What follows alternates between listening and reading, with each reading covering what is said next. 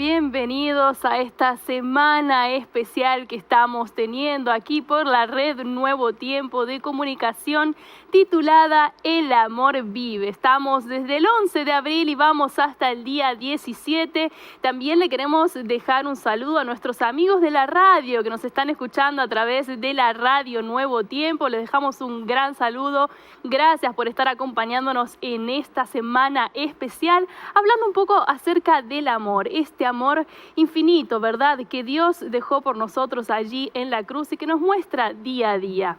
En busca de la verdad se llama el material preparado especial para esta semana, preparado con mucho cariño para ti por la Escuela Bíblica Nuevo Tiempo. Te cuento un poquito sobre este material. Es muy importante que tú puedas solicitarlo a través de las redes sociales, lo puedas solicitar a través del número de WhatsApp que aparece en la pantalla. También lo puedes solicitar a través de la página nuevotiempo.org/estudio.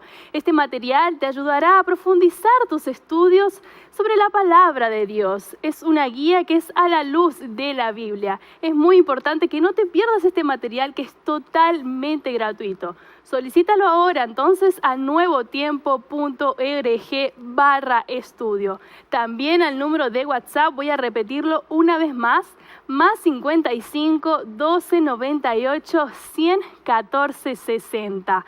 Nuevamente saludamos a nuestros amigos de Radio Nuevo Tiempo que nos están escuchando todos los días a través de este medio, también a través de las redes sociales, a través de la página de Facebook de Nuevo Tiempo y todas las redes sociales en las que estamos transmitiendo. Esta semana estamos hablando del amor vive.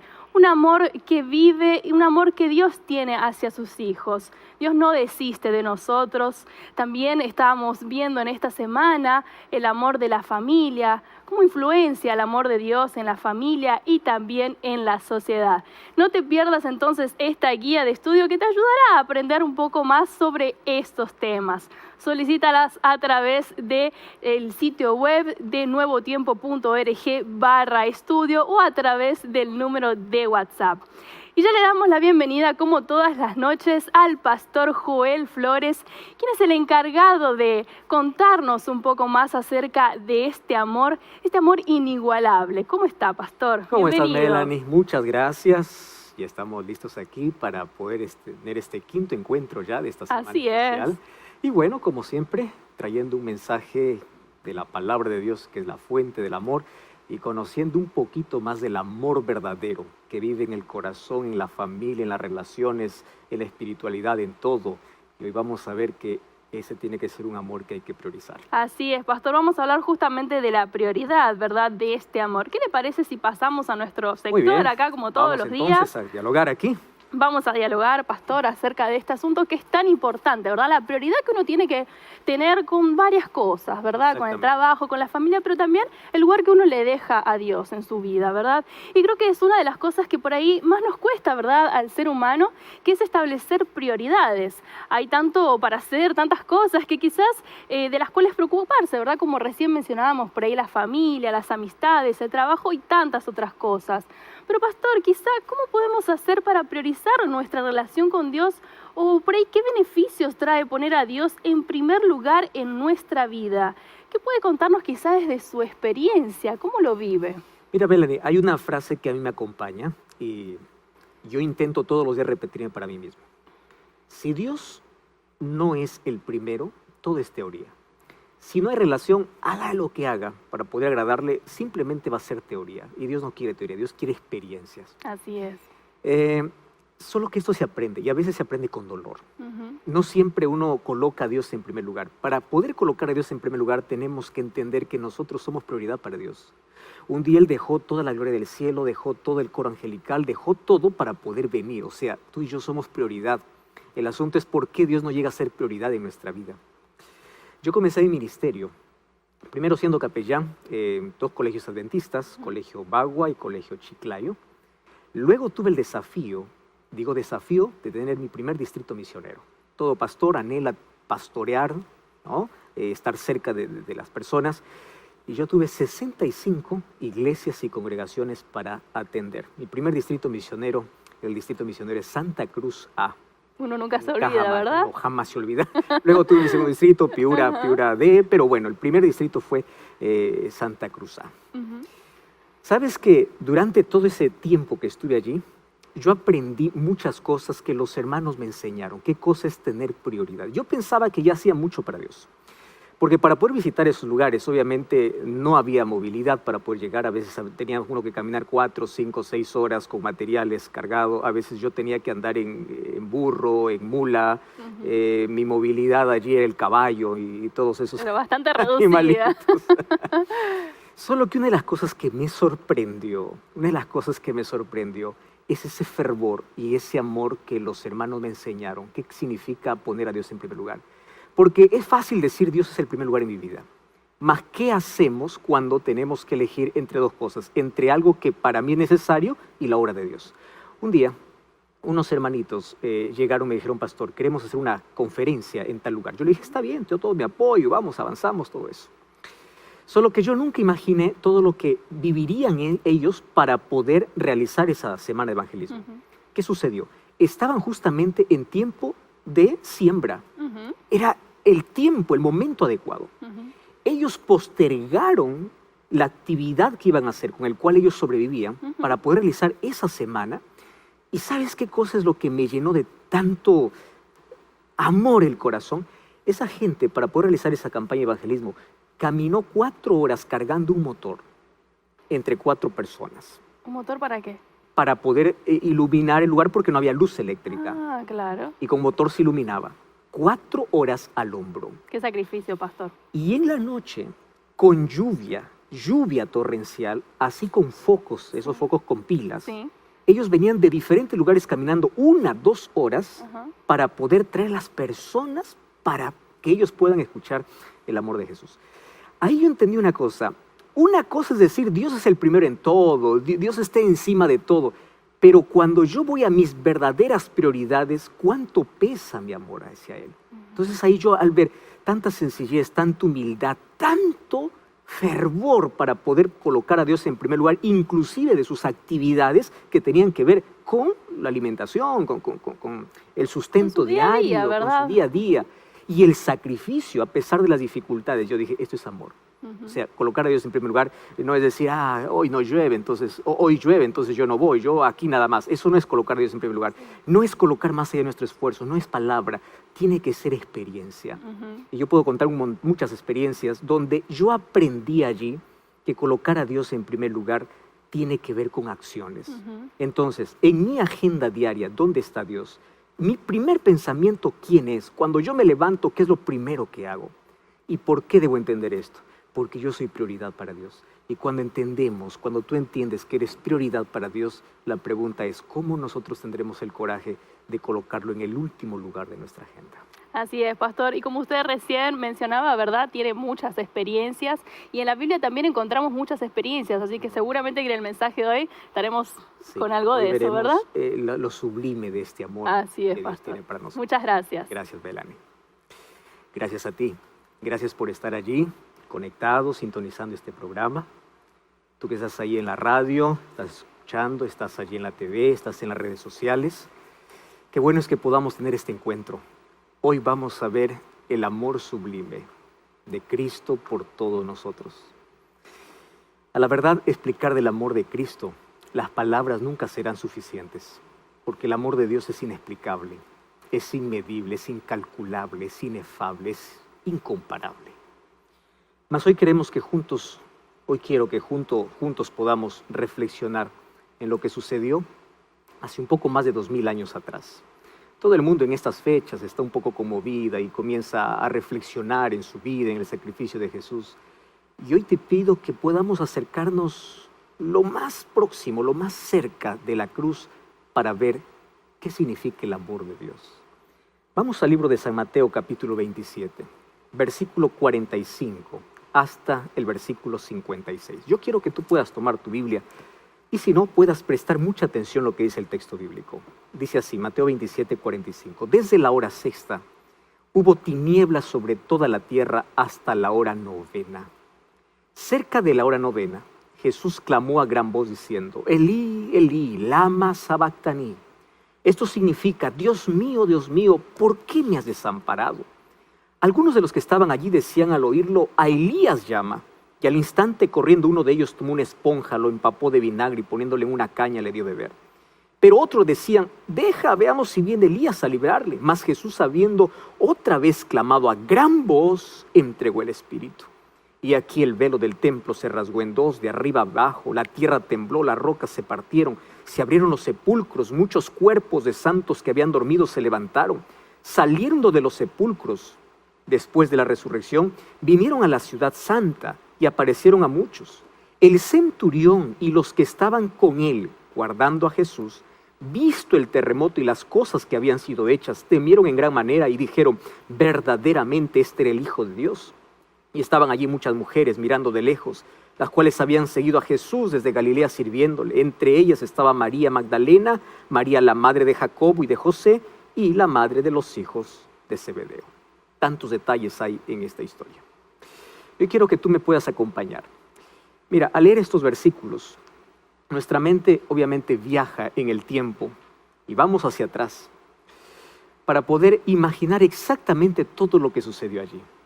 Al contemplar lo que sucedió ese día, es posible que nuestro corazón se emocione y comience a latir más rápido. Inclusive nos podamos volver más sensibles al dolor y a la desesperación. ¿Sabes que ver morir a alguien es una de las cosas más traumáticas de la vida? ¿Ya viviste eso en carne propia? Como pastor ya estuve muchas veces con personas que están dando su último suspiro. Ya vi morir a tantas personas. Algunos llenos de ansiedad, de miedo, otros gritando de dolor. Otros también descansaban en paz. ¡Qué tranquilidad! Pero sabes que en todos los casos es difícil aceptar el final de la vida. Y en el caso de Cristo, pues fíjate, Cristo no estaba enfermo. Él no se arriesgó a realizar actividades ilegales. Ahora, Él estaba allí en la cruz. Y el solo estar en la cruz demuestra que la maldad del ser humano es tan grande al punto de condenar al único ser íntegro y puro que jamás existió en la historia humana. Y allí viene una pregunta. ¿Por qué es que la crucifixión que sucedió hace más de 2000 años es el hito más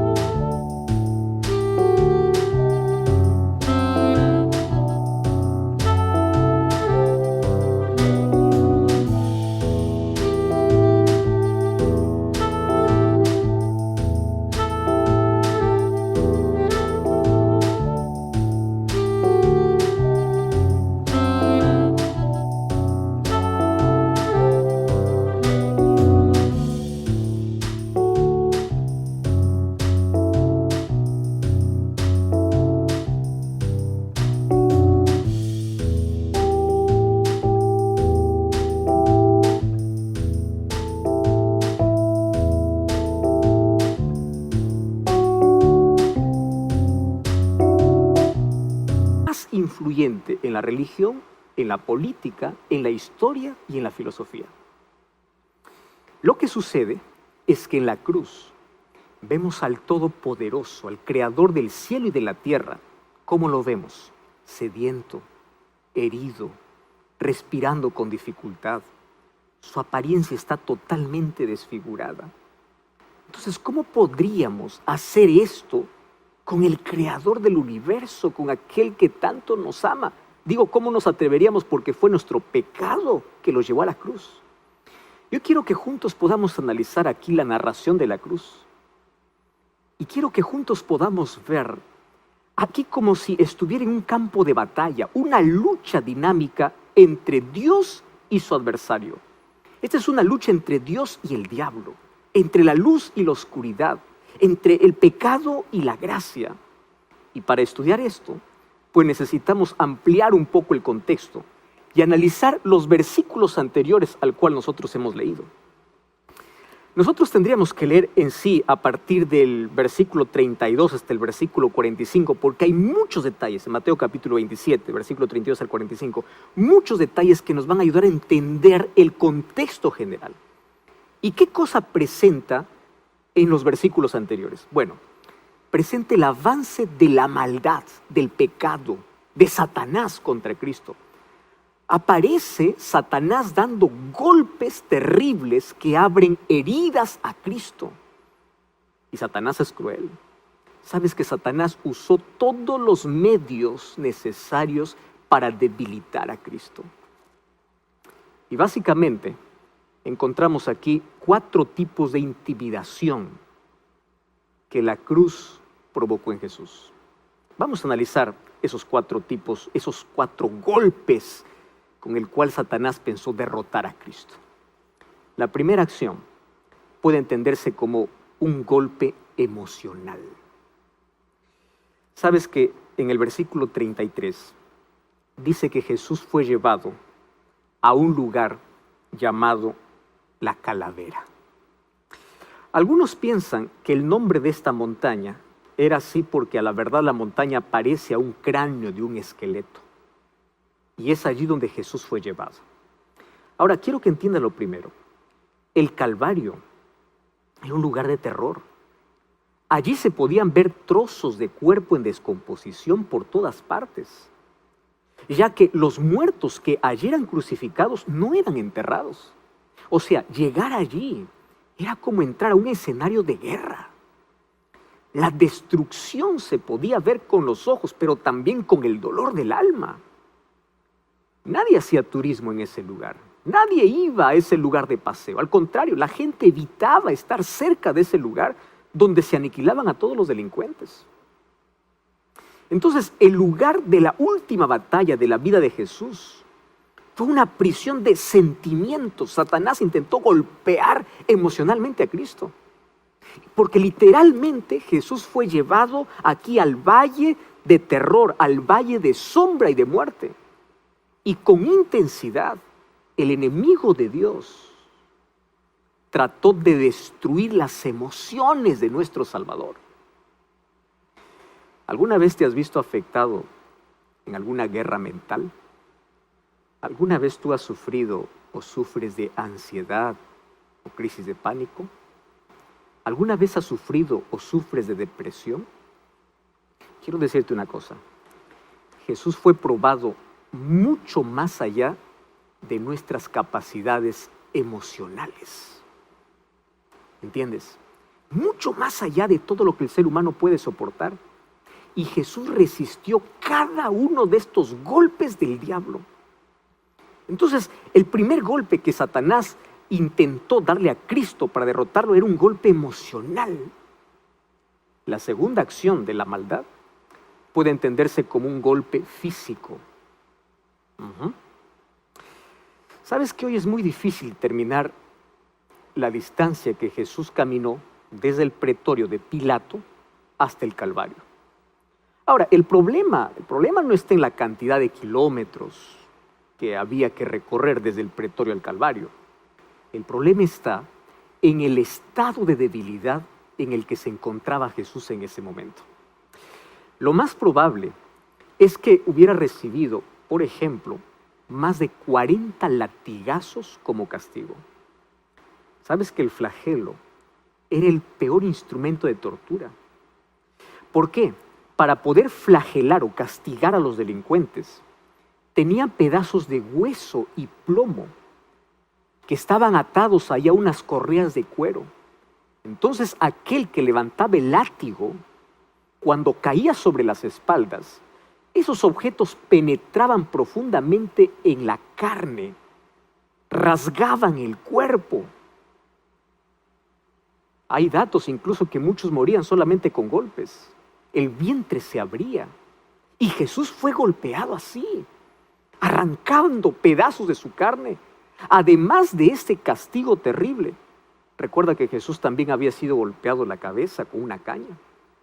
Y eso le dejó con el rostro totalmente desfigurado.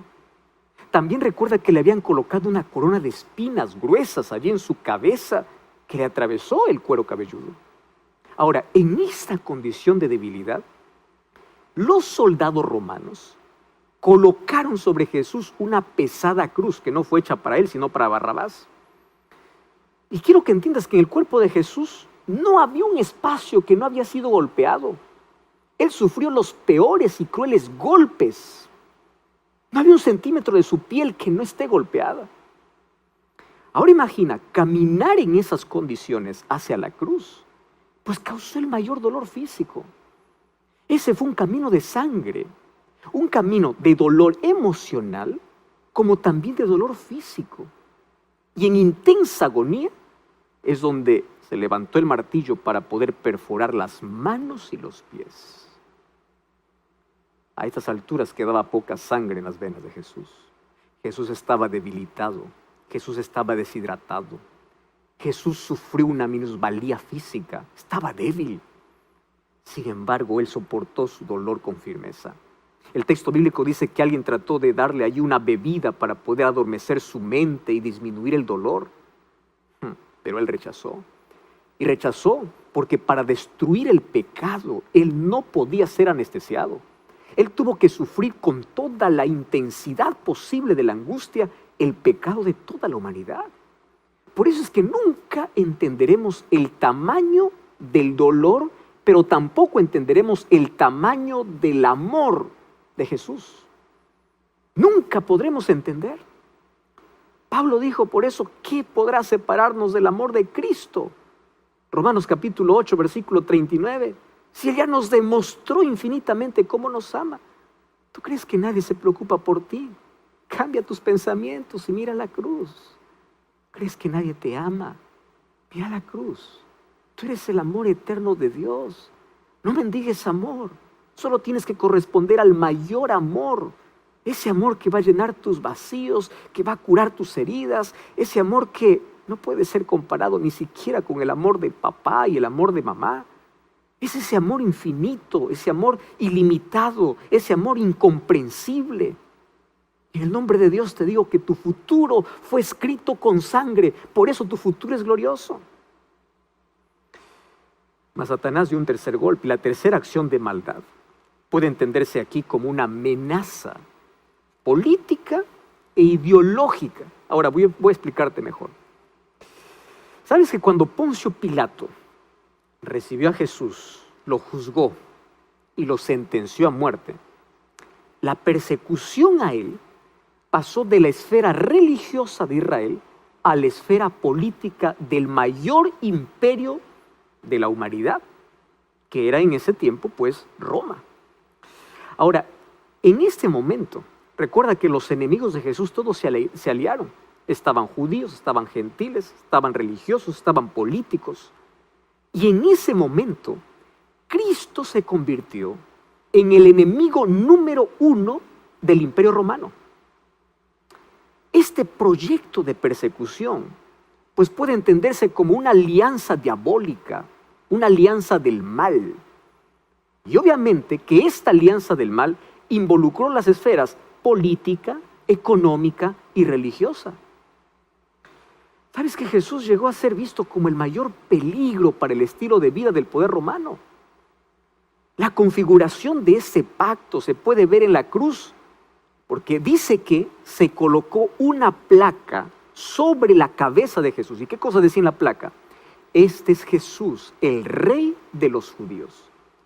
Pero qué interesante, cuando vamos al Evangelio de Juan, Juan dice que esta frase fue escrita en 3 idiomas.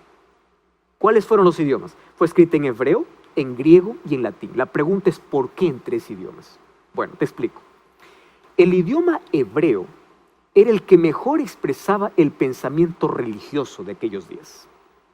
El idioma griego era el que mejor expresaba el pensamiento económico de aquellos días, ya que fue el idioma que trascendió el imperio y las transacciones comerciales.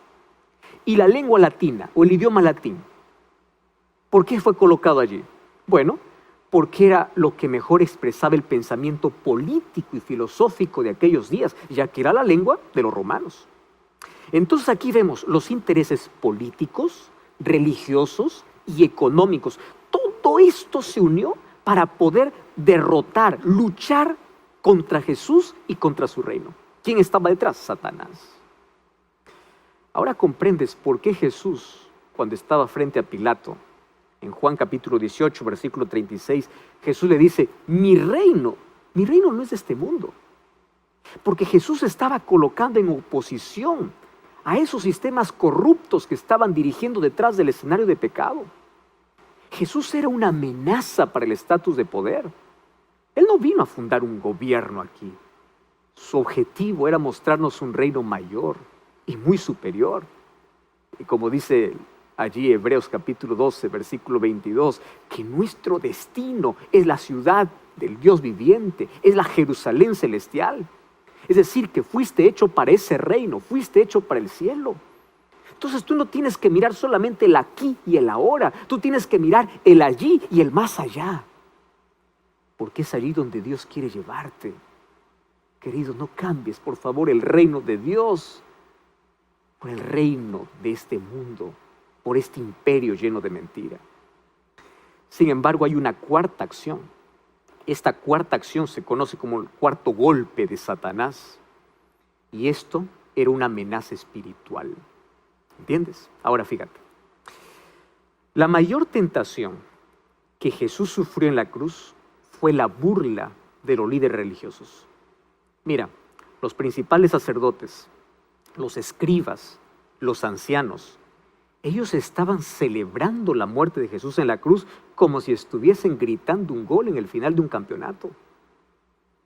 Y allí en Mateo capítulo 27, versículo 42, el texto que leímos, dice que ellos se burlaban de Jesús y decía, Él salvó a otros y no puede salvarse a sí mismo. ¿Y qué cosa decían? Ahora, baja de esa cruz y creeremos en ti.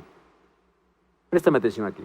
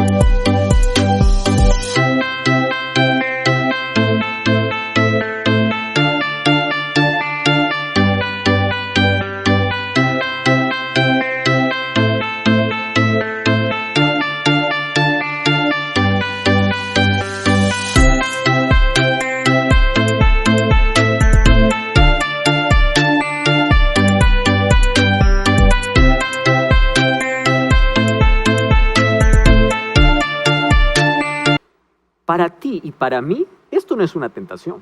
Por ejemplo, si alguien me dice, convierte estas piedras en pan, nunca será una tentación para mí, porque yo no tengo poder, yo no puedo hacerlo. Pero para Dios sí, porque Él sí tiene poder. Y recuerda que después de haber ayunado durante 40 días, Satanás llegó para tentarlo. Entonces sí era tentación mostrar su poder.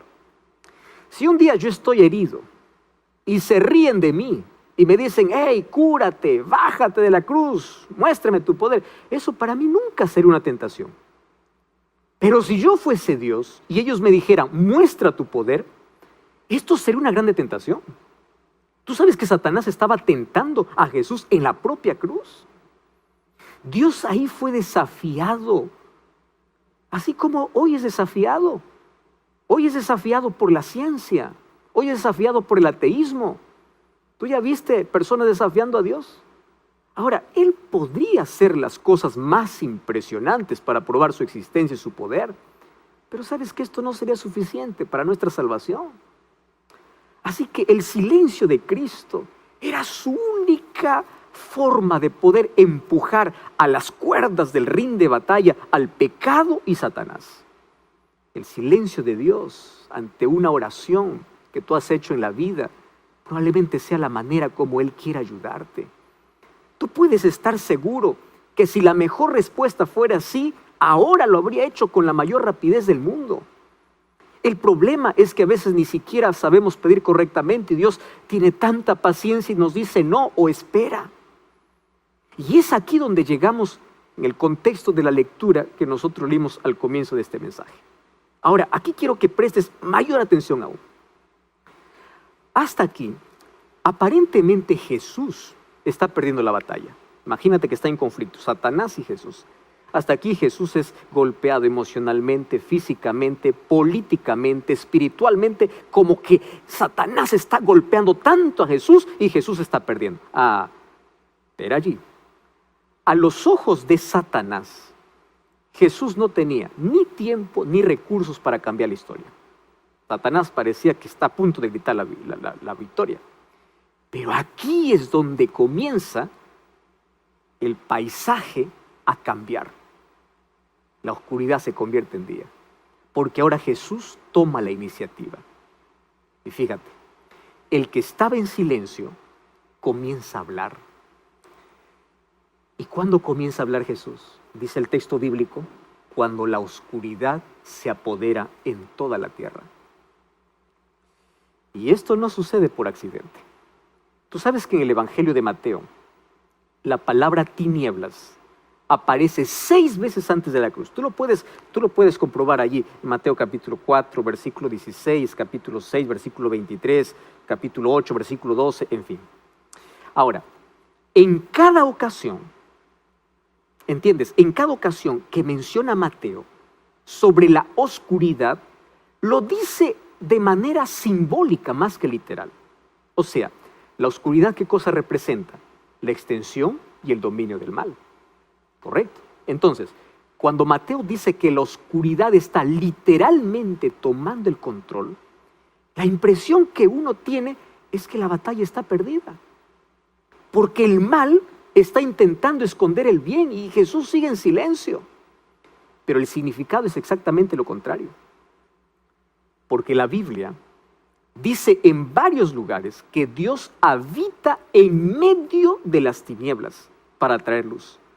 Tú puedes encontrar varios textos bíblicos, como Éxodo capítulo 19, Primera de Reyes capítulo 8, versículo 12, Salmo 97, 2. Vas a encontrar cómo Dios rompe las tinieblas. Ahora, aquí viene lo interesante. Cuando Satanás parecía triunfar, Dios estaba presente en el Calvario. Porque la oscuridad muestra al Padre apareciendo en la escena. Y esta imagen es muy significativa.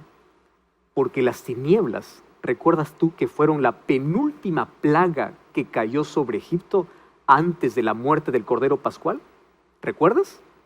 Dice que en Egipto hubo 3 días de oscuridad. Eso está en Éxodo capítulo 10, versículo 21. Y en la cruz no hubo 3 días, en la cruz hubo 3 horas. Y es interesante notar que en la Biblia encontramos que el día del Señor o el día de juicio es descrito por los profetas como día de tinieblas. Cuando tú vas a Amós capítulo 8, versículo 9, dice, acontecerá en aquel día, dice el Señor, que Él pondrá o hará que el sol se ponga al mediodía y oscureceré sobre la tierra brillante.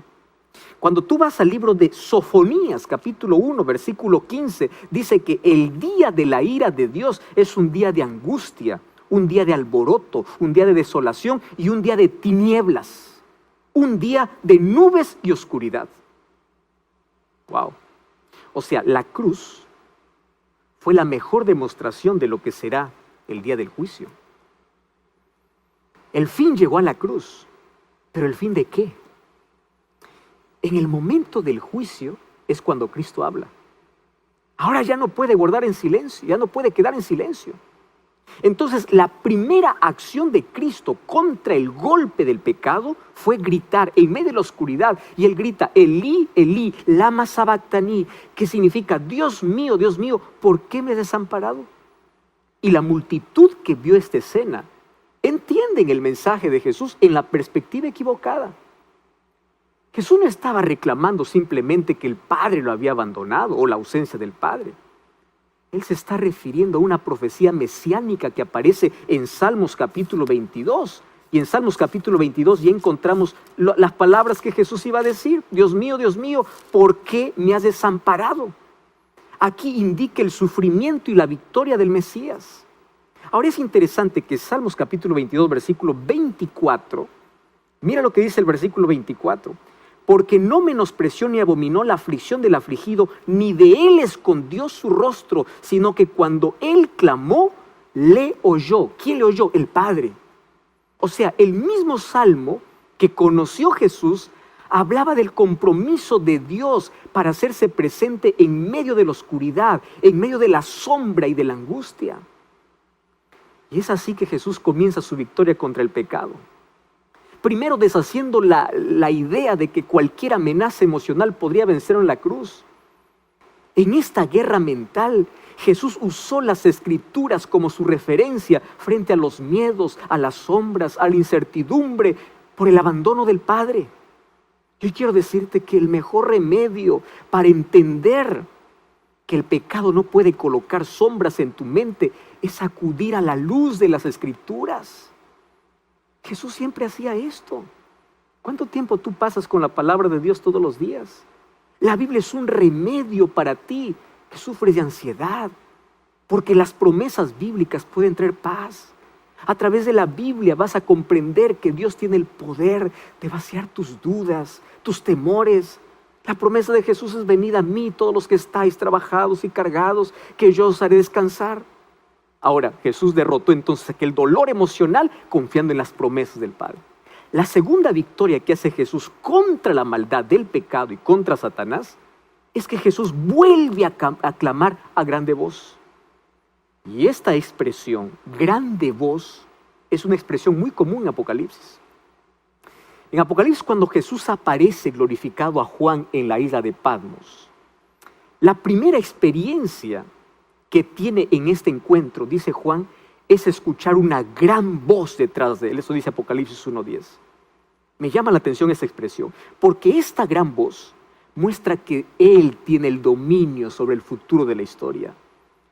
La mejor respuesta que Jesús pudo dar para el pecado ante las amenazas físicas, ante el dolor, ante los azotes que recibió, ante el golpe del enemigo, fue recordarles a todos ahí en la cruz que la próxima vez que Él levantaría la voz para gritar sería cuando aparecería como el Hijo del Hombre glorificado viniendo en las nubes de los cielos. Y de esta manera Jesús se proclamó victorioso sobre la tortura, sobre los castigos físicos del pecado, señalando su poder, su autoridad y su gloria. La voz de Cristo, a pesar de ser una voz mansa y humilde, quiero que sepas que es la voz que tiene poder. Cuando Él habla, las cosas suceden. Y cuando Él clamó a gran voz, Cristo determinó la destrucción eterna del pecado, de Satanás y de sus ángeles. Así que las consecuencias más visibles en el contexto del pecado obviamente están relacionadas con las dificultades o con los problemas físicos. ¿Qué cosa trajo el pecado? Envejecimiento, enfermedades, deformidades. Y todo esto lo cargó Jesús cuando estaba en la cruz. Pero Él levantó la voz para decir: yo tengo la autoridad. Y al vencer a la muerte, Él estaba abriendo la posibilidad de que un día nosotros también podríamos llegar a ser glorificados. Por eso es que el apóstol Pablo habló de esta maravillosa promesa cuando vas a 1 Corintios 15, 52, 53. Como me encanta esa promesa cuando dice: en un momento, en un abrir y un cerrar de ojos, sonará la última trompeta. La trompeta sonará, los muertos resucitarán incorruptibles, o sea, perfectos, y todos nosotros seremos transformados. O sea, la gloria de Cristo será también nuestra gloria. Aquel Cristo de la cruz levanta la voz. Incluso aunque esté atado en un madero, Él proclama su poder. Porque dentro de poco tiempo escucharemos otra vez más el grito de victoria. Cuando se escuche de nuevo esa grande voz y los sepulcros se abran, resuciten los muertos que han descansado por fe en Cristo. El apóstol Pablo dice que también nosotros seremos transformados a imagen y semejanza de Dios. Entonces, si te preocupas demasiado por tu apariencia física, tienes algún problema, deformidad, mira la cruz. Ningún cirujano plástico podrá ser la imagen de la gloria de Dios. Tu problema no se resuelve con una cirugía. Tu problema se resuelve con la fe, porque todos los problemas físicos desaparecerán en el día de la glorificación, cuando Jesús con fuerte voz nuevamente hable y ese día se acerca. La tercera victoria que Jesús tiene contra Satanás, contra el pecado, es cuando Él dice: Padre, te entrego mi espíritu. Jesús había dicho en Juan capítulo 12, versículo 24, si el grano de trigo no cae en la tierra y muere, queda solo, pero si muere, da mucho fruto. Por eso que cuando llegó el momento de su muerte, Él supo que sus frutos se multiplicarían. Así es como Jesús entregó su espíritu, no como perdedor, sino como vencedor. Y sabes que poco tiempo después vinieron las primicias de su victoria sobre el pecado, porque el velo